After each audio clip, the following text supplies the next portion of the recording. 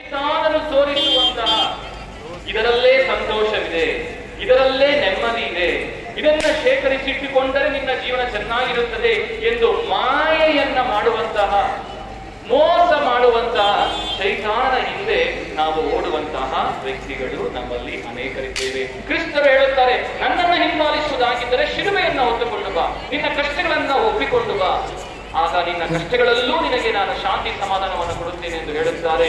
ಆದರೆ ನಮಗೆ ಯಾತನೆ ಬೇಡ, ನಮಗೆ ಕಷ್ಟಗಳು ಬೇಡ. ಯಾವುದಾದ್ರೂ ಒಂದು ರೀತಿಯಲ್ಲಿ ಇಲ್ಲೂ ಚೆನ್ನಾಗಿರಬೇಕು, ಇಹಲೋಕದಲ್ಲೂ ಸಂತೋಷವಾಗಿರಬೇಕು, ಪರಲೋಕದಲ್ಲೂ ಯಾವುದೂ ತೊಂದರೆ ಇಲ್ಲದೆ ಜೀವಿಸಬೇಕು ಎಂದು ನಾವು ಯೋಚಿಸಿದರೆ ಅಂತಹ ಆತ್ಮವು ಸ್ವರ್ಗವನ್ನ ಸೇರುವುದಿಲ್ಲ.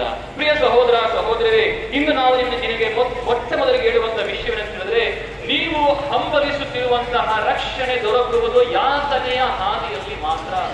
Suffering is the only way for you to reach God. ನೀವು ದೇವರನ್ನ ತಲುಪಿಸಬೇಕಂತ ಹೇಳಿದ್ರೆ ಒಂದೇ ಒಂದು ದಾರಿ ಇದೆ. ಆ ದಾರಿ ಏನು? ಯಾತನೆಯ ಹಾದಿ. ಯಾತನೆಯ ಹಾದಿಯಲ್ಲಿ ನೀವು ಪಯಣಿಸುವಾಗ ಮಾತ್ರ ದೇವರಲ್ಲಿ ಬಂದು ನೀವು ಸೇರಲು ಸಾಧ್ಯವಾಗುತ್ತದೆ.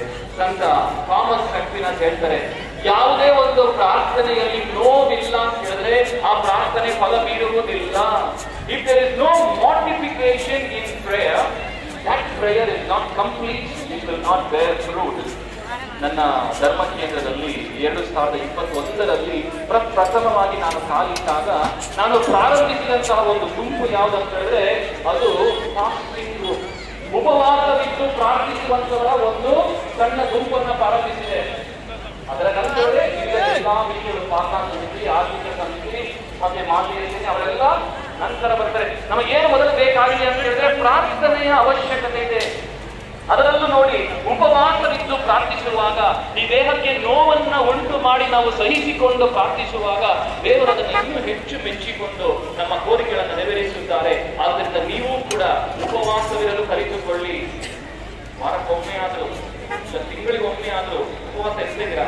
ನಿಮ್ಮಲ್ಲಿ ಎಷ್ಟು ಉಪವಾಸವಿದ್ದು ಪ್ರಾರ್ಥನೆ ಮಾಡ್ತಿರ್ತೀನಿ. ಉಪವಾಸವಿದ್ದು ಪ್ರಾರ್ಥಿಸುವಂತ ವ್ಯಕ್ತಿಗಳು ವಾರಕ್ಕೊಮ್ಮೆ ಆದರೂ, ತಿಂಗಳಿಗೊಮ್ಮೆ ಆದರೂ. ಪ್ರಿಯ ಸಹೋದರ ಸಹೋದರರೇ, ಇಂದು ನಾನು ನಿಮಗೆ ಮಾತು ಕೊಡ್ತೀನಿ.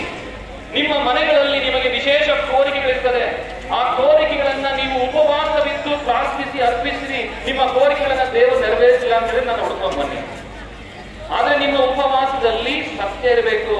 ನಿಮ್ಮ ಪ್ರಾರ್ಥನೆಯಲ್ಲಿ ಆ ಒಂದು ರೀತಿಯಲ್ಲಿ ದೇವರಿಗೆ ನೀವು ಸಂಪೂರ್ಣವಾಗಿ ನಿಮ್ಮನ್ನೇ ಸಮರ್ಪಿಸಬೇಕು. ಆ ಉಪವಾಸವಿದ್ದು ಪ್ರಾರ್ಥಿಸುವಾಗ ಇನ್ನೂ ಹೆಚ್ಚಾಗಿ ನೀವು ದೇವರಿಗೆ ಹತ್ತಿರವಾಗುತ್ತೀರಿ ಎಂಬುದನ್ನ ಮರೆಯಬೇಡಿ. ಪ್ರಿಯ ಸಹೋದರ ಸಹೋದರರೇ, ಯಾತ್ರೆಗಳಲ್ಲಿ ಹಲವು ವಿಧಗಳಿವೆ. ವಿವಿಧ ರೀತಿಯಾದಂತಹ ಯಾತ್ರೆಗಳನ್ನ ನಾವು ಅನುಭವಿಸುತ್ತೇವೆ ಮತ್ತು ಆ ಯಾತ್ರೆಗಳಿಗೆ ಕಾರಣಗಳು ಕೂಡ ಹಲವಾರಿವೆ. ಎಂತಹ ರೀತಿಯಾದಂತಹ ಯಾತ್ರೆಗಳನ್ನು ಅನುಭವಿಸಿರುತ್ತದೆ? ಮೊದಲು ಶಾರೀರಿಕ ಯಾತನೆ, ಕಾಯಿಲೆಗಳು ಬರ್ತವಲ್ಲ, ನಮ್ಮ ಶರೀರಕ್ಕೆ ಕಾಯಿಲೆಗಳು ಬರ್ತದೆ. ಕೆಲವೊಮ್ಮೆ ಬಡತನದಿಂದ ಊಟಕ್ಕಿಲ್ಲದೆ ನಾವು ಯಾತನೆಯನ್ನ ಅನುಭವಿಸುತ್ತೇವೆ. ಏನೋ ಒಂದು ಶಾರೀರಿಕ ನೋವಿನಿಂದ ನಡುತ್ತಾ ಇರ್ತೇವೆ. ಇನ್ನು ಕೆಲವೊಮ್ಮೆ ಮಾನಸಿಕ ಯಾತನೆಯನ್ನು ಅನುಭವಿಸುತ್ತೇವೆ.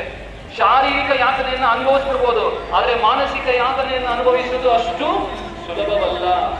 ಊಟಕ್ಕಿಲ್ಲದೆ ಒಂದಿನ ಪೂರ್ತಿ ಇರ್ಬೋದು.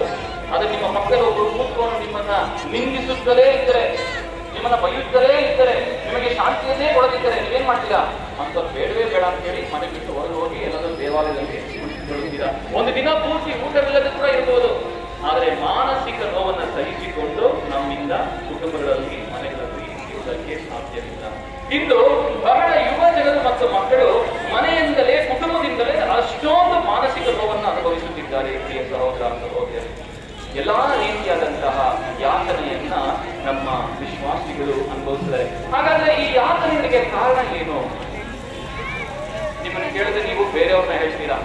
ನಿನ್ನ ಕಷ್ಟಕ್ಕೆ ಯಾರು ಕಾರಣ ಅಂತ ಹೇಳಿದ್ರೆ ನೀವು ಮೊದಲು ನೀವು ಪತ್ನಿಯನ್ನ ಕೇಳಿದ್ರೆ ಪತಿ ಅಂತ ಹೇಳ್ತೀರಾ, ಪತ್ನಿಯನ್ನ ಕೇಳಿದ್ರೆ ಪತಿ ಅಂತ ಹೇಳ್ತಾರೆ. ಪೋಷಕರ